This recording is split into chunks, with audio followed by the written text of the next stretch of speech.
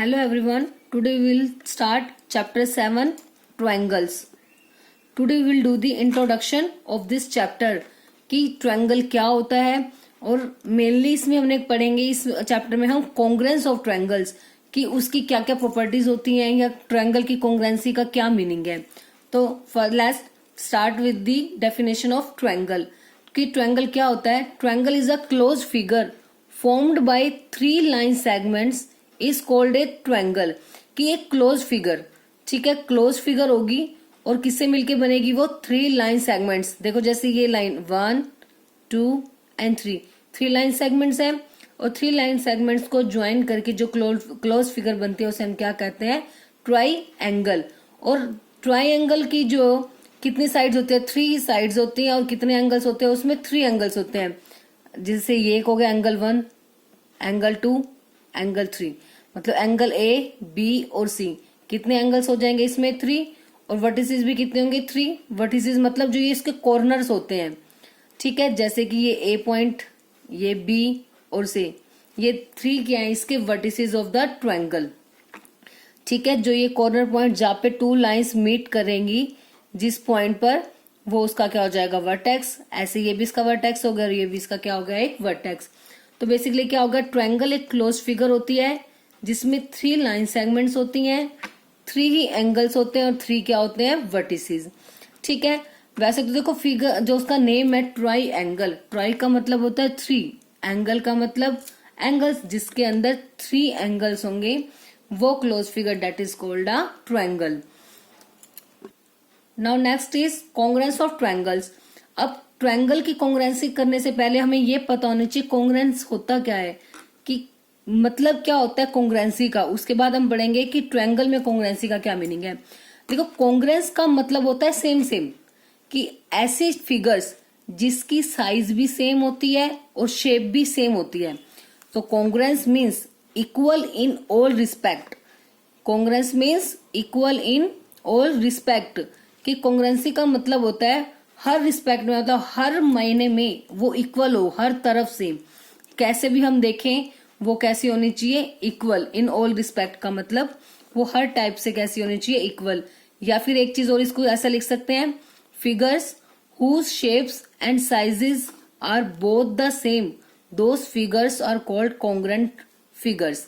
कि ऐसी फिगर्स, कोई भी ऐसी 2 फिगर्स जिनकी शेप भी सेम है और साइज भी सेम है, तो उन फिगर्स को हम कहेंगे कि वो दोनों कैसी फिगर्स हैं, कॉन्ग्रेंट फिगर्स, ठीक है। मतलब अभी मैंने आपको बोला ना कॉन्ग्रेंसी का मतलब same shape same size means, जैसे मैंने यहाँ पे आपको एग्जांपल दे रखे हैं। सपोज मैंने 2 स्क्वायर्स ले लिए, ठीक है। स्क्वायर मतलब जिसकी सभी साइड इक्वल होती हैं। अब इसमें देखो इन दोनों स्क्वायर्स की साइड्स इक्वल है ना, ये भी 3 तो ये भी 3, ये भी 3, ये भी 3, ये भी सारी सेम सेम है बिल्कुल। तो इसकी शेप सेम है कि दोनों के दोनों क्या है, स्क्वायर्स हैं, और इनका साइज भी सेम है क्योंकि इसकी जो सभी साइड्स हैं वो भी कैसी आपस में इक्वल है। तो इसलिए ये दोनों फिगर्स आपस में कैसी हो जाएंगी, कॉन्ग्रेंट टू ईच अदर। ऐसे ही सपोज मैंने एक एग्जांपल ले लिया कि मान लो मैंने ले लिया कि दोनों सर्कल्स हैं। अब सबसे पहले तो एक कंडीशन की शेप, यस दोनों सर्कल है तो शेप उनकी सेम है। अब देखो कि साइज उसका सेम है। जो ये सर्कल है वो कितने सेंटीमीटर रेडियस का है, 2 सेंटीमीटर, और जो ये सर्कल ड्रॉ किया मैंने वो भी कितने सेंटीमीटर की रेडियस का है, 2। तो इसका मतलब शेप तो सेम थी ही दोनों की, साइज भी कैसा हो गया, सेम। तो इसका मतलब ये दोनों फिगर्स भी आपस में कैसी हो जाएंगी, कॉन्ग्रेंट। बट सपोज मैं आपको कह देती हूँ एक तो फिगर मैंने बना दी किसकी, ट्रायंगल की, और एक बना दिया सर्कल। क्या ये दोनों कभी कॉन्ग्रेंट होंगे? नो, ये दोनों कभी भी कॉन्ग्रेंट नहीं होंगे क्योंकि ना तो इनकी शेप सेम है। तो जब शेप ही सेम नहीं है तो उसके बाद साइज तो हमें चेक करने की नीड ही नहीं है। और भी हम डेली लाइफ के भी बहुत सारे एग्जांपल्स ले सकते हैं। आप अपने दोनों एक चीज और मैं आपको बताती हूँ कि मेन कॉन्ग्रेंसी का एक और मतलब होता है कि अगर कोई भी 2 फिगर्स कॉन्ग्रेंट तब होंगी, सपोज मैं एक फिगर के ऊपर दूसरी फिगर को रख दूं और वो उसको पूरी तरह से कवर कर ले, ठीक है, तो उस टाइप की फिगर्स को हम क्या बोलते हैं, कॉन्ग्रेंट फिगर्स।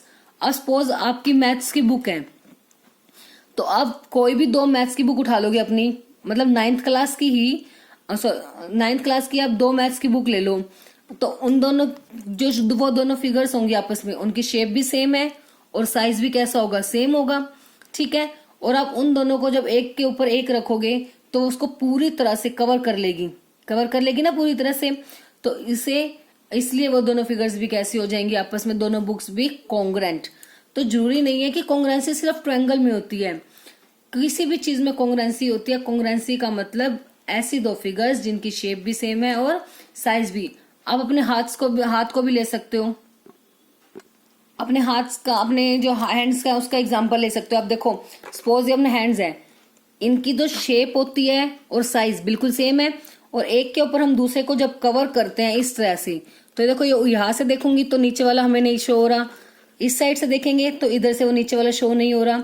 तो मतलब जो एक दूसरे को पूरी तरह से कवर कर ले उसे हम बोलते हैं कौन सी फिगर्स, कॉन्ग्रेंट फिगर्स। ठीक है, जिसको अगर हम एक के ऊपर दूसरी को कवर कर दे तो नीचे वाला पोर्शन नहीं दिखेगा, और ऊपर से देखें तो नीचे वाला नहीं दिखेगा, और नीचे वाले को अगर हम चेंज कर देते हैं तो जो ऊपर वाला था वो भी हमें शो नहीं होगा। मतलब जो पूरी तरह से एक दूसरे को जो है कवर कर ले। बस ध्यान रखना है कि दोनों की शेप सेम होनी चाहिए। मतलब अगर एक स्क्वायर है तो दूसरा भी क्या हो, स्क्वायर। एक ट्रायंगल है तो दूसरी भी फिगर भी कैसी होनी चाहिए, ट्रायंगल होनी चाहिए। ठीक है, आई होप आप सभी को कॉन्ग्रेंसी का मीनिंग तो क्लियर हो चुका होगा। ऐसी फिगर जिनकी शेप और साइज दोनों कैसे होंगे, सेम। और अब बात करते हैं इसका सिंबल क्या होता है, सिंबल ऑफ कॉन्ग्रेंसी।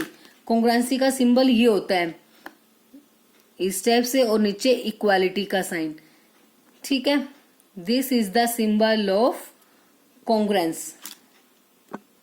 अब आती है कॉन्ग्रेंस ऑफ ट्रायंगल्स, कि ट्रायंगल में कॉन्ग्रेंसी का मतलब क्या होता है। कि हमें एक चीज पता है कि कॉन्ग्रेंस होते हैं कि जिनकी शेप और दोनों शेप भी और साइज भी कैसे हो, सेम। तो कॉन्ग्रेंसी इन ट्रायंगल में क्या हो जाएगा कि टू ट्रायंगल्स आर कॉन्ग्रेंट, दो ट्रायंगल्स कॉन्ग्रेंट होंगे if the sides and angles of one triangle are equal to the corresponding sides and angles of the other triangle. कि कोई भी दो ट्रायंगल, एक कंडीशन तो यही होनी चाहिए कि दोनों की शेप सेम हो, मतलब दोनों क्या होने चाहिए, ट्रायंगल। इसलिए कोई भी दो ट्रायंगल हैं उन्हें हम कॉन्ग्रेंट कब कहेंगे, अगर उसकी साइड्स और एंगल्स, मतलब एक ट्रायंगल की साइड्स दूसरे ट्रायंगल की कोरस्पॉन्डिंग साइड्स के इक्वल हो और एंगल्स कोरस्पॉन्डिंग एंगल्स के इक्वल हो।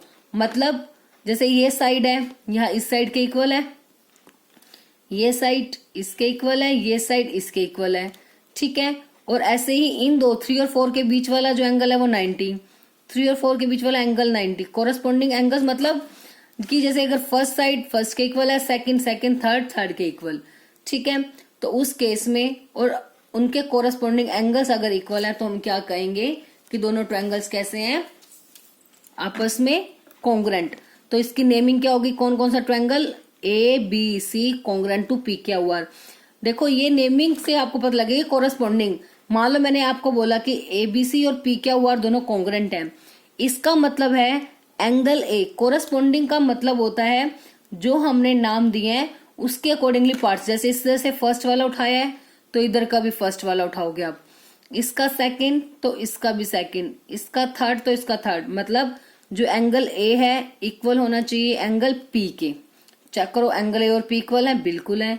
बी किसके इक्वल होना चाहिए, क्यू के, तो बी वाला क्यू के इक्वल हैगा। सी वाला किसके इक्वल होना चाहिए, आर के, तो सी वाला इक्वल है आर। तो तीनों एंगल्स इक्वल हैं। साइड्स की बात करें तो ए बी इक्वल होनी चाहिए पी क्यू, मतलब इसकी पहली 2 तो इसके भी पहले 2, A B P Q equal है। बी सी क्यू आर, इसकी सेकंड से तो इसकी भी सेकंड से उठानी है, B C Q R. A C first and last तो इसकी भी first and last, P R, A C P R equal है ना। तो कोरस्पॉन्डिंग का मतलब यही है, एक ट्रायंगल की साइड्स और एंगल्स दूसरे की कोरस्पॉन्डिंग, मतलब वो हमने कोरस्पॉन्डिंग का मतलब है जब हम नेम देंगे उसके अकॉर्डिंगली। जैसे आपको इस फिगर में कहा जाए चेक करो क्या ए बी सी और पी क्यू आर कॉन्ग्रेंट है, बिल्कुल है। अगर मैं कह देती हूँ कि चेक करो कि triangle A B C and triangle Q P R, बताओ क्या ये कॉन्ग्रेंट है या नहीं है। इन दोनों में कॉन्ग्रुएंसी मुझे चेक करनी है। तो सबसे पहले देखते हैं एंगल ए और क्यू। एंगल ए और क्यू क्या इक्वल है? नहीं है। तो जब पहला ही एंगल इक्वल नहीं है तो इसका मतलब ये दोनों फिगर्स कॉन्ग्रुएंट नहीं है। तो इसीलिए जब भी कोई भी दो फिगर्स कॉन्ग्रुएंट होंगी तो उसमें आपको नेम का बहुत ध्यान रखना है कि जैसे जो जो वैल्यूज आपस में इक्वल है उसी तरह से हमने कोरस्पॉन्डिंगली उनके नेम लेने हैं। ठीक है, अब एक इस एग्जांपल से आपको अच्छे से और क्लियर हो जाएगा। अब मैंने लिया जैसे ये ट्रायंगल, ये दो DEF और MNP, DEF और MNP। अब आप सोच रहे होंगे ये तो हमें शुरू से ही दिख रहा है कि नहीं ये तो कॉन्ग्रुएंट नहीं है। ऐसा नहीं होता कि सपोज फिगर दोनों सेम है, मैं ऐसा हो सकता है एक को मैंने सीधा रख दिया जैसे हैंड को, एक हैंड ऐसे उल्टा रख दिया, ठीक है, तो बट फिगर तो वही है ना, एक को मैंने अपोजिट कर दिया और एक बिल्कुल सीधा करके रख दिया। तो वो हमें फिगर देख के नहीं बताना कि दोनों कॉन्ग्रुएंट है या नहीं, हम उसकी साइड्स को चेक करेंगे। अब देखो, अब मान लो इसका मुझे आपको नेमिंग देनी सिखानी है, और नेमिंग आप कैसे दोगे? वैसे तो मैं एक चीज शो हो रही है कि देखो ये 3 साइड है, ये 3 साइड मतलब ये साइड इसके इक्वल है, एक साइड इक्वल हो गई, ये 4 इसकी, ये 4 सेकंड साइड भी इक्वल हो गई, ये 3.5 ये भी 3.5, तो थर्ड साइड मतलब तीनों साइड इक्वल हो गई।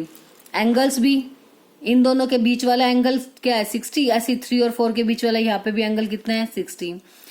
अब इसके बाद 4 और 3.5 के बीच वाला एंगल 40, 4 3.5 के बीच वाला एंगल 40, ऐसे बच गया थर्ड 80। तो इसका मतलब एंगल्स और साइड्स तीनों इक्वल हैं। तो एक चीज तो क्लियर हो गई, दोनों ट्रायंगल्स कॉन्ग्रुएंट हैं।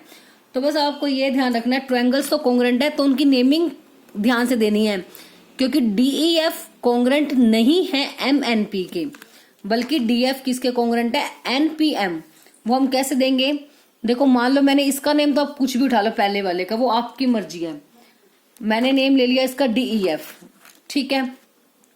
अब ये कॉन्ग्रुएंट किसकी होगा? तो सबसे पहले देखो हमें एंगल्स जब इक्वल गिवन होंगे ना, सबसे इजी होता है नाम देना।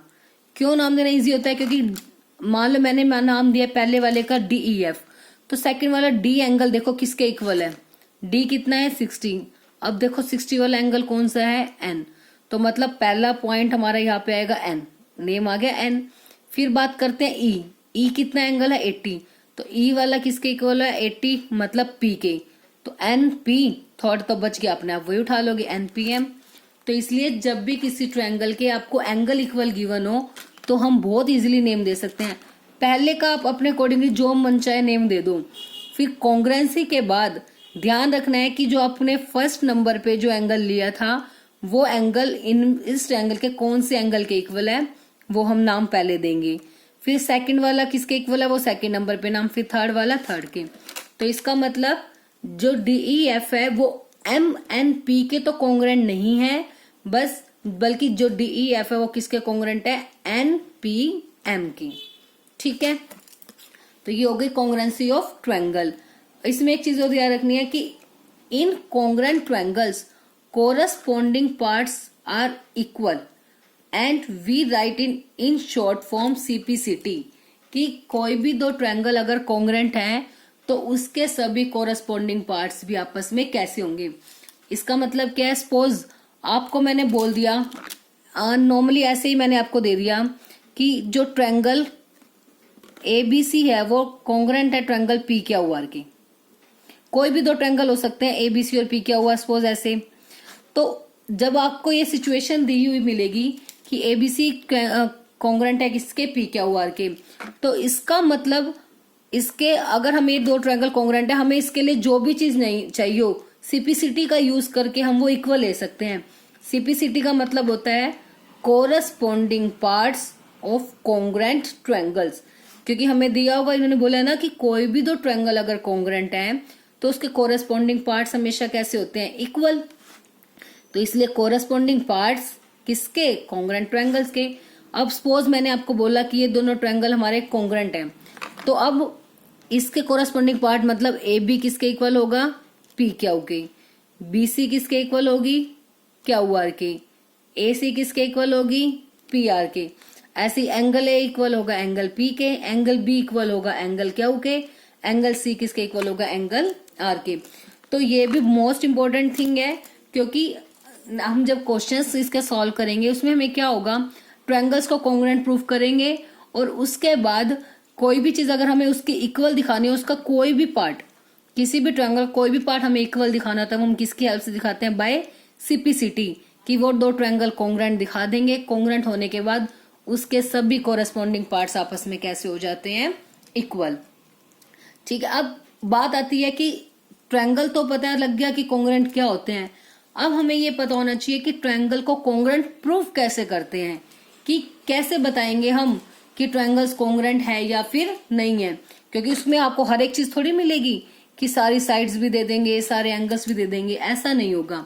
ठीक है, तो उसके कुछ रूल्स होते हैं, उसका कुछ क्राइटेरिया है ट्रायंगल्स को कॉन्ग्रुएंट प्रूव करने का। तो now let's discuss the criteria for congruency of triangles, कि कोई भी दो ट्रायंगल हैं उनकी कॉन्ग्रुएंसी को हम कैसे प्रूफ करेंगे। सबसे पहले आता है SAS कॉन्ग्रुएंस रूल। SAS का मतलब है साइड, एंगल, साइड। क्या मतलब है? S का मतलब है साइड, A का मतलब एंगल और S का मतलब साइड। ठीक है, तो नाम से क्लियर है, साइड, एंगल, साइड मतलब किसी भी दो ट्रायंगल, एक ट्रायंगल की दो साइड और उनके बीच वाला एंगल अगर आपस में इक्वल आ जाएंगे, हम क्या कहेंगे, दोनों ट्रायंगल्स कैसे हैं, कॉन्ग्रुएंट। तो याद रखना है SAS का मतलब क्या है, साइड, एंगल, साइड। इस S का मतलब साइड, एंगल और ये क्या है, साइड। तो क्या कहता है ये rule, two triangles are congruent, कि दो ट्रायंगल्स कॉन्ग्रुएंट होंगे इफ टू साइड्स, SS दो बार है तो two sides, and the included angle of one triangle are equal to the two sides and the included angle of other triangle. Included angle का मतलब है कि जो भी दो साइड आपस में इक्वल होंगी उनके बीच वाला एंगल भी कैसा होना चाहिए, इक्वल। फॉर एग्जाम्पल मान लो ये दो हमारे पास ट्रायंगल्स हैं, अब इसमें मैं कहती हूँ कि मान लो कि ये साइड इसके इक्वल है और ये साइड इसके इक्वल है, तो कोई भी दो साइड ट्रायंगल की इक्वल हो तो उनके बीच वाला एंगल, मतलब इन दोनों के बीच वाला अगर एंगल ये इसके इक्वल हो गया तो हम कहेंगे ट्रायंगल ये आपस में कॉन्ग्रुएंट है। सपोज मैं नाम दे देती हूँ ABC PQR। अब अगर मैं आपको कहती हूँ AB equals to PQ, suppose यहां मैं आपको कह देती हूँ कि AB किसके इक्वल है, PQ के, और जो BC है वो इक्वल है किसके, QR के, and angle B equals to angle Q, तब हम कह सकते हैं कि दोनों ट्रायंगल कैसे है, कॉन्ग्रुएंट, क्योंकि side, angle, side rule apply हो रहा है, साइड, एंगल, साइड, कि दो साइड और उनके बीच का एंगल। बट अगर मैं कह देती हूँ AB PQ के इक्वल है, ठीक है, BC किसके इक्वल है, QR के, but angle A equals to angle P, तब ट्रायंगल्स आर नॉट कॉन्ग्रुएंट। क्यों? क्योंकि साइड्स तो ठीक है दो हो गई, बट ट्रायंगल हमने उनके बीच का नहीं लिया, तो इसलिए वो रूल अप्लाई नहीं होगा। तो और जरूरी नहीं ये दो साइड हो, अगर ये दो साइड है तो ये एंगल होना चाहिए, ये दो साइड आपस में इक्वल है तो ये वाला एंगल होना चाहिए।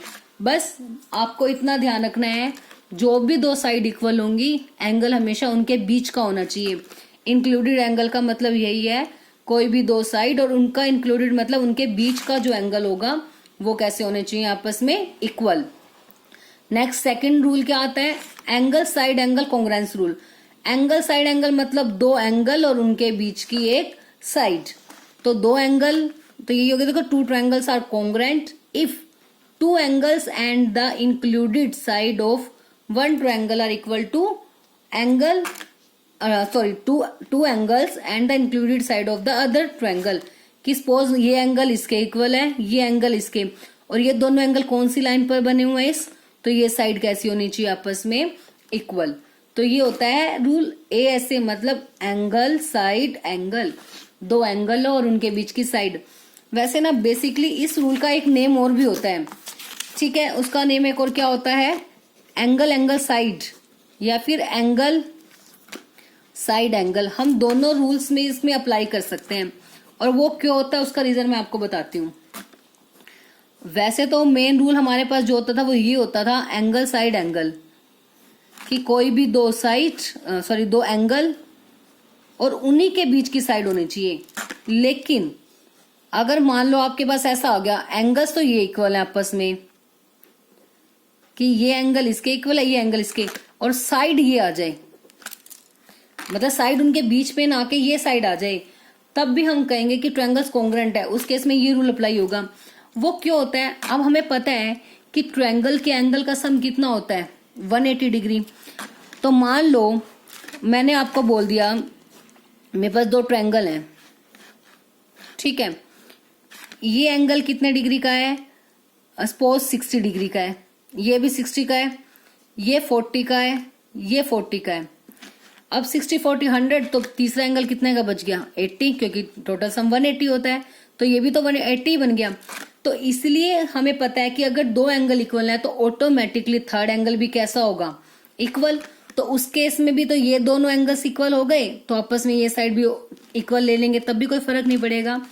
इसलिए एंगल साइड एंगल, और उसी से क्या बन के आता है, एंगल एंगल साइड रूल, कि दो एंगल इक्वल है और साइड कहीं पर भी हो, मतलब इसका मतलब है कि उनके बीच में ही साइड हो। तो ये आपको ध्यान रखना है कि आपके जो दो एंगल इक्वल है, अगर उन्हीं के बीच की साइड इक्वल है तो हम उसका नेम देंगे angle side angle congruency rule, ठीक है। और इन केस कभी ऐसा आ जाता है कि एंगल्स तो ये इक्वल है, बट साइड उनके बीच की ना के कोई भी और साइड इक्वल हो, चाहे ये इक्वल है या फिर ये इक्वल है, तब क्या लिख देंगे, by using angle angle side congruency rule, ठीक है। तो मेन रूल हमारा ये था, उससे ये रूल बना, क्योंकि हमें पता है अगर दो एंगल इक्वल हैं तो थर्ड एंगल ऑटोमेटिकली आपस में कैसे हो जाएंगे, इक्वल। तो इसीलिए सिर्फ इस केस में, साइड एंगल साइड के केस में आप ऐसा नहीं कर सकते कि ये दो साइड इक्वल हैं और एंगल आप ये ले लो, नो। उस केस में हमेशा एंगल उनके बीच का ही होना चाहिए। सिर्फ ये एक एक्सेप्शनल केस है एंगल साइड एंगल वाला, क्योंकि दो एंगल जब इक्वल होंगे तो थर्ड एंगल ऑटोमेटिकली इक्वल होगा। बट साइड के केस में ऐसा नहीं होता कि दो साइड इक्वल है तो थर्ड भी इक्वल होगी, नो। वो डिफरेंट भी होती है, डिफरेंट हो भी सकती है और सेम भी हो सकती है। बट इस केस में तो कंफर्म है, दो एंगल इक्वल हो गए तो थर्ड हमेशा इक्वल आएगा, बिकॉज टोटल सम इज 180। इसलिए दो एंगल के साथ कोई भी थर्ड लाइन इक्वल, मतलब कोई भी एक लाइन इक्वल होगी, तो हम कह सकते हैं कि वो दोनों ट्रायंगल्स आपस में कैसे होंगे, कॉन्ग्रुएंट। नाउ नेक्स्ट रूल आता है SSS रूल। समझ गए होगी इसका नाम, SS मतलब side side side congruence rule. तो नाम से ही क्लियर है, जब एक ट्रायंगल की तीनों साइड, मतलब कोरस्पॉन्डिंग साइड आप दूसरे की कोरस्पॉन्डिंग साइड्स के इक्वल हो, कि if 3 sides of one triangle are equal to the 3 sides of another triangle. मान लो जैसे ये साइड इसके इक्वल है, ये साइड इसके, ये साइड इसके, मतलब अगर तीनों साइड कोई एंगल इक्वल नहीं है, उसकी साइड्स इक्वल हमारे पास गिवन है, कि जैसे मान लो ABC PQR, तो अगर हमें कह देते हैं कि AB equals to PQ, BC equals to QR, AC equals to PR, तो हम क्या कहेंगे, triangle ABC is congruent to triangle PQR। सबसे सिंपल है, बस तीनों साइड है तो इसमें तो कोई मैटर ही नहीं है कि उनके बीच का एंगल लेना है, उनके बीच की साइड लेनी है, नो मैटर, सभी के सभी साइड क्या होनी चाहिए, इक्वल, ठीक है। नेक्स्ट फोर्थ आता है हमारा RHS कॉन्ग्रुएंस रूल। RHS का मतलब होता है, R का मतलब होता है राइट एंगल, मतलब 90 डिग्री का एंगल। H का मतलब होता है हाइपोटेन्यूज, S का मतलब होता है साइड। तो मैंने यहाँ पे इसका मीनिंग भी राइट कर दिया कि RHS stands for right angle, hypotenuse and side. इसका मतलब क्या होता है, इसमें क्या हो, देखो if in two right triangles, तो एक चीज तो क्लियर है, उस ट्रायंगल में हमेशा एक एंगल तो कितने डिग्री का होगा, 90 डिग्री। तो जब भी एक एंगल 90 का हो जाए तो आप चेक करोगे क्या कहीं इसमें RHS रूल तो अप्लाई नहीं हो रहा, ठीक है। तो RHS कॉन्ग्रुएंस रूल क्या होगा, if in two right triangles the hypotenuse and one side of one triangle are equal to the hypotenuse and one side of the other triangle, then the two triangles are congruent. कि एक triangle का right angle, hypotenuse और एक side दूसरे triangle के right angle, hypotenuse और किसी भी एक अनदर साइड के इक्वल आ जाए तो ट्रायंगल्स कैसे होंगे, कॉन्ग्रुएंट। मतलब आर, सबसे पहले ना इसका रूल यही याद रखना, आर मतलब एक एंगल 90 का होना चाहिए, यस एक एंगल 90 का है। दूसरी कंडीशन, हाइपोटेन्यूज इक्वल होनी चाहिए। हाइपोटेन्यूज मतलब उसके सामने वाली लाइन, अगर ये 5 है तो ये भी कितनी होनी चाहिए, 5, सेम। तो ये दो चीजें मस्ट हैं, कि एक एंगल 90 का होना चाहिए और हाइपोटेन्यूज इक्वल होनी चाहिए। आर एच राइट एंगल और हाइपोटेन्यूज ये दोनों इक्वल होनी चाहिए। उसके बाद साइड मतलब चाहे तो ये साइड इसके इक्वल हो, चाहे ये साइड इक्वल हो, कोई भी आ सकते हैं, नो मैटर। बट कंपल्शन किसके लिए है, एक एंगल 90 का होना जरूरी है और हाइपोटेन्यूज आपस में कैसी होनी चाहिए, इक्वल। और साइड मतलब दोनों में से कोई भी एक साइड। बट ध्यान रखना अगर परपेंडिकुलर है इसका तो इसका भी परपेंडिकुलर हो, आपस में इक्वल हो, या फिर दोनों का बेस इक्वल हो। ठीक है, तो RHS रूल हो गया, एक एंगल 90 का होना चाहिए, हाइपोटेन्यूज इक्वल होनी चाहिए, और तीसरी जो सी एक साइड होगी कोई भी एक साइड आपस में क्या हो, इक्वल। तो उसी को हम क्या कहते हैं, RH कॉन्ग्रेंस रूल। तो कॉन्ग्रेंसी के कितने रूल हो गए हमारे पास, नंबर 1 साइड एंगल साइड, दो साइड और उनके बीच का angle. Second one angle side angle, दो एंगल उनके बीच की साइड, या इसका एक और नेम हो गया angle angle side. Third one is side side side, and fourth one is RHS कॉन्ग्रेंसी rule. ठीक है, अब ये सब यहाँ और एक्सप्लेन भी करेंगे इसे। अब सिर्फ मैंने आपको ब्रीफ में इनका मतलब बताया है कि इनसे क्वेश्चन कैसे सॉल्व करते हैं। ये 1 बाय 1 हम एक्सरसाइज जैसे जैसे जिस एक्सरसाइज में जो रूल आएगा उसके अकॉर्डिंगली हम उसे आगे डिस्कस करेंगे जब इसकी हम एक्सरसाइज स्टार्ट करेंगे। ठीक है, ये सिर्फ एक बार इंट्रोडक्शन में आपको बताया गया। बेसिकली आपको इसका मतलब पता होना चाहिए। इसको आगे कंप्लीटली जो एक्सप्लेन करेंगे, मतलब इसके क्वेश्चन किस टाइप से सॉल्व होंगे, वो अकॉर्डिंगली टू एक्सरसाइज होंगे। तो बस आई होप आपको आज जो ये कॉन्ग्रुएंसी का टोटल कंसेप्ट था वो आपको अच्छे से क्लियर हो गया होगा कि कॉन्ग्रुएंसी क्या होती है, जिनकी शेप और शेप और साइज दोनों सेम होते हैं जिस भी फिगर की, वो होती है कॉन्ग्रुएंसी। मतलब जो टू फिगर ऐसी एक के ऊपर एक को कवर करे तो उसको पूरी तरह से वो मतलब कवर कर ले, उसके बाद उसके ऊपर नीचे वाला कोई भी पोर्शन हमें दिखाई ना दे। उसके बाद हमारे पास ये 4 कॉन्ग्रुएंसी के रूल आए थे और हमने क्या किया था, symbol of congruency. I hope आपको कंप्लीट इंट्रोडक्शन जो है अच्छे से क्लियर हो गई होगी। अब नेक्स्ट वीडियो में हम एक्सरसाइज इसकी स्टार्ट करेंगे। तब तक आप जो ये भी इंट्रोडक्शन वाला पार्ट है, जो भी चीजें आपको कॉन्ग्रुएंसी से रिलेटेड बताई गई हैं उनको आप अच्छे से समझेंगे ताकि एक्सरसाइज करने में हमें कोई प्रॉब्लम ना हो।